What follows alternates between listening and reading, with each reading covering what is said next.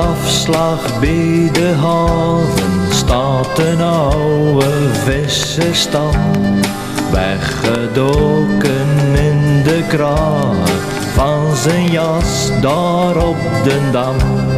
Zoekend over het woeste water of er nog niks is te zien van die kotter, de Bresjes 17. Want dus je die neemt terug van hetgeen die ons ooit gaf.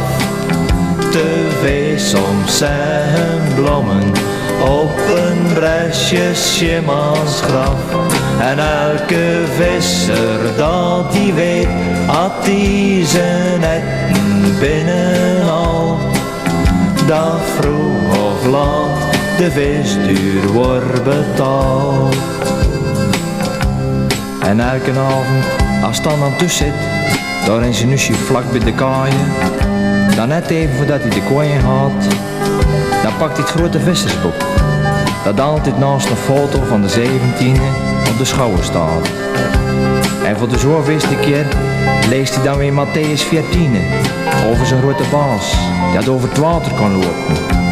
En dan vouwt dan zijn naam. En dan weet hij dat de Bresjes 17e nooit meer de haven van Bresjes binnen zal lopen.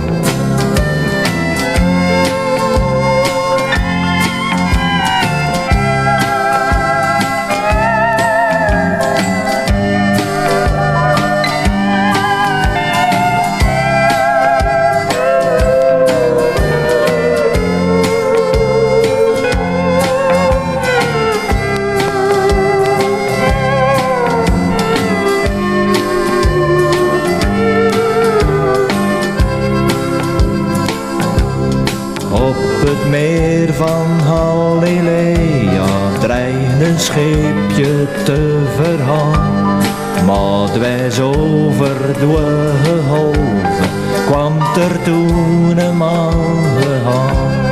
In de laatste minuut en zo op de 17 misschien, die man daarop, dat water ook gezien.